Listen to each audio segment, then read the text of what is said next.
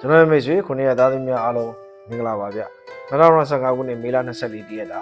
ဝေဝင်ကံကောင်းစီမဲ့အယောင်လေးကိုပြောပြပေးမှာဖြစ်ပါတယ်အဲ့တော့အဲ့ဒီအယောင်လေးကိုမပြောခင်မှာတော့မိတ်ဆွေတို့ကိုမြေတာရက်ခံနေတာကတော့เนาะကျွန်တော်အနေနဲ့ကတော့ဒါခုနှစ်သားသမီးအများ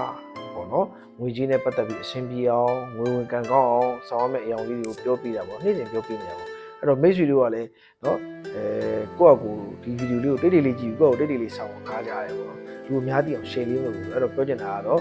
လူအများသိအောင် share လေးလေးလုပ်ခဲ့ပြီးပါအောင်เนาะအများရသိအောင်ဖြန့်ဝေပေးပါအောင်ဗျအဲ့ဒါမှเนาะအားလုံးငွေကြီးခက်ခဲနေလူတွေအားလုံးเนาะဒီဗီဒီယိုလေးကိုကြည့်ရှုပြီးတော့အဆင်ပြေနေအောင်လုပ်တာမျက်နှာရက်ခံနေဖြစ်ပါတယ်เนาะကျေးဇူးပါဆိုတယောက်တည်းကြည့်ပြီးကြည့်နေအားလုံးကို share ပါပေးเนาะအဲ့တော့ပြောပြမယ်တော့မေလ24ရက်နေ့အတွက်ငွေကြီးကောင်စီမဲ့အယောင်လေးကတော့အပြာရောင်လေးပဲဖြစ်ပါတယ်เนาะအဲ့တော့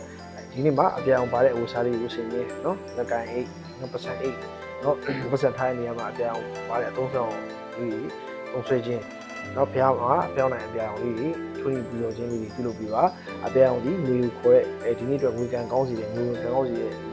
အယောင်လေးပေါ့เนาะနဂီကာလာလေးဖြစ်နေတယ်အဲ့တော့ကြောင့်အပြာရောင်ပါတဲ့စက်ကူလေးကိုညှက်ပြီးတော့ပတ်စံလေးထဲမှာထည့်ဆောင်ငွေကောင်းတာမှာထည့်ဆောင်ဇွဲကောင်းတာမှာထည့်ဆောင်เนาะပတ်စံထားတဲ့နေရာလေးမှာထည့်တာဒီလေးကတော့ဒါတော့တနေ့တာငွေကန်ကောင်းစီနဲ့ငွေကန်ကောင်းပြီးတော့ရမယ်ဆောင်ရမယ်အယောင်လေးနေရာလေးဖြစ်ပါတယ်เนาะဟုတ်ပါပြီအဲ့တော့အားလုံးပဲမိတ်ဆွေတို့เนาะနေ့စဉ်ဝင်ဝင်သားတိုးတက်